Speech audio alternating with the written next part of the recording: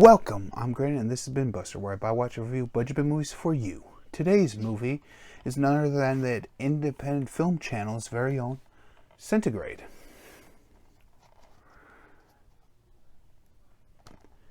This movie is a story about a man named Matt, his pregnant wife Naomi, who become trapped in their car when a snowstorm buries them under layers of ice and snow. As supplies dwindle and temperatures plunge, the couple must battle the elements and hypothermia in a desperate fight for survival. Centigrade, starring Genesis Rodriguez and Vincent Piazza. Only two people in this entire film. And I will talk about the good, the bad, and I'll give you guys my thoughts and my rating when this is all said and done. And trust me, when I say this, this is not Howard the Duck. You can see that review right up here. This is not Howard the Duck. So, with that put aside, let's talk about it. The good. Well, the setting of his is one single location. Kind of like Buried, 12 Angry Men, Rear Window, Devil. Some of those movies had one setting where all the characters were stuck in that one setting. No ifs, ands, or buts. They were stuck right there. There was nothing else going on. That's a good part about this movie because you actually kind of feel for them that they're trapped underneath the snow and ice. This story. This is something most people can relate to. Stranded in a car without a phone, power, and a little food in a snowstorm.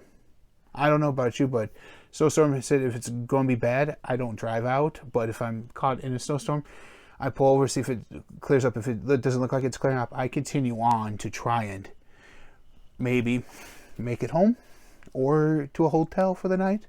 That way I'm safe.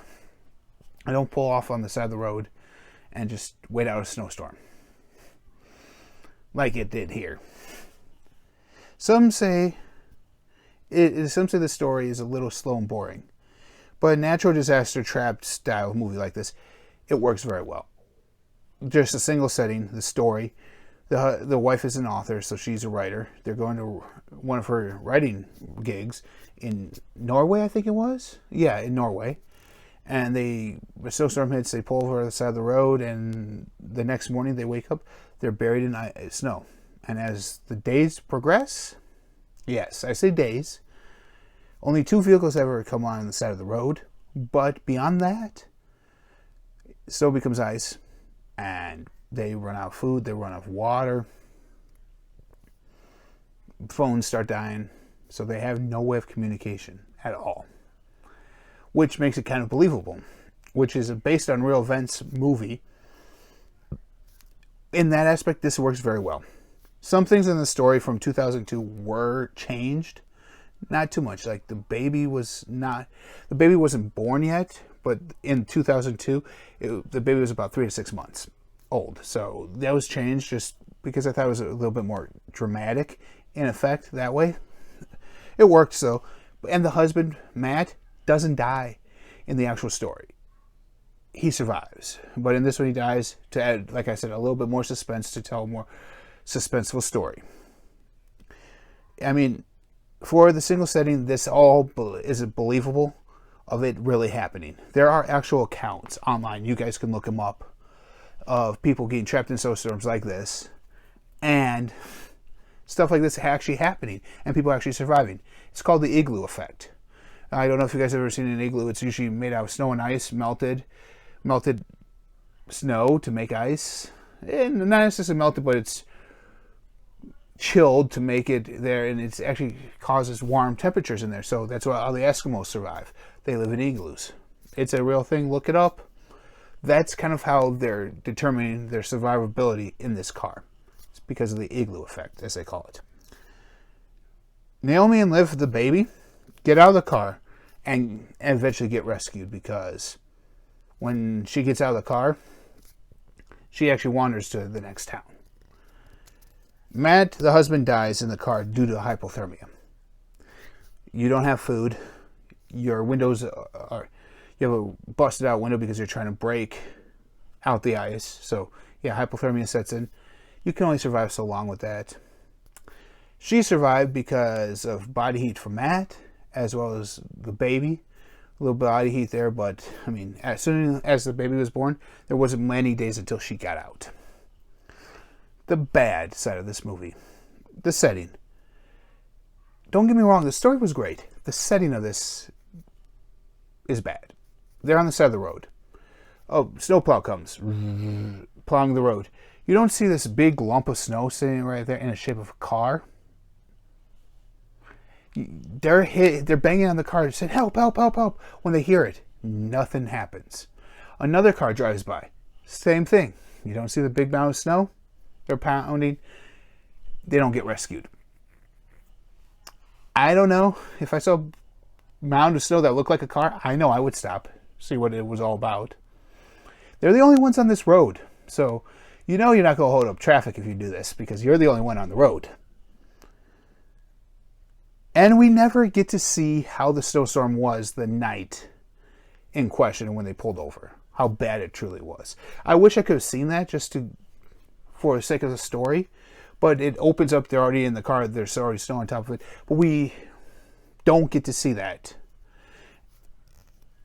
And also, I think if the director just kept it in the car with the two, you would get a more sense of a claustrophobic and more sense of urgency in this, rather than showing them the two cars coming, showing them where they're located above.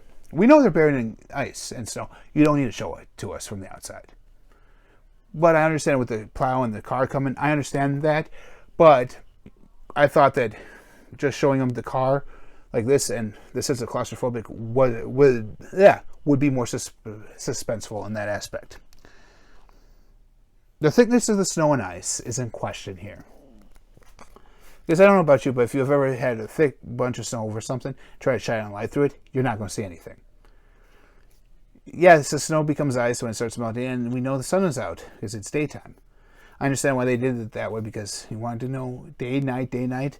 But the amount of light that's coming in from the vehicle, from the ice and snow, would not happen in a real setting because it's just super thick. You're not going to see anything through it.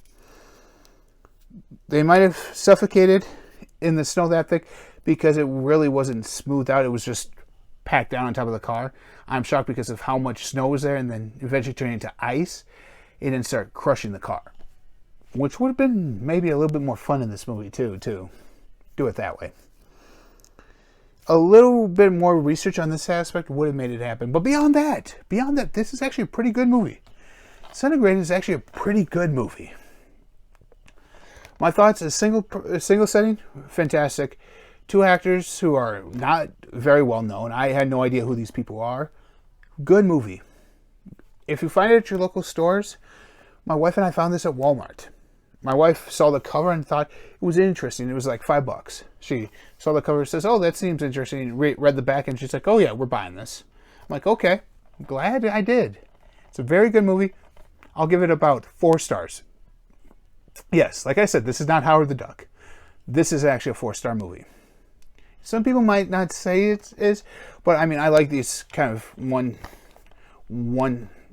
point suspense films. That's my thing. It's a 4-star movie, maybe 3.5, but I'm gonna give it 4 because it's that good. It's that good. Check it out. You can find it on streaming services as well. I know it's on Amazon Prime, and you can also check it on the International Film Channel right there. IFC Midnight. You can check it out on the IFC channels too, or on their streaming site too. And I just have a question to ask you guys now. What's your favorite natural disaster movie? Sound off down below. Let's talk movies. And remember to hit the subscribe button, hit the like button, hit the bell notification for more videos just like this. Next Wednesday, I'm going to have another one. That is not Howard the Duck. I'm going to say that in this video at least 4 times. That's 3. Until next time, I'm Graydon. This has been Buster. Remember to make it a movie night. And remember, when you see that bin, no matter if it's buried in snow, you just need to dive right in.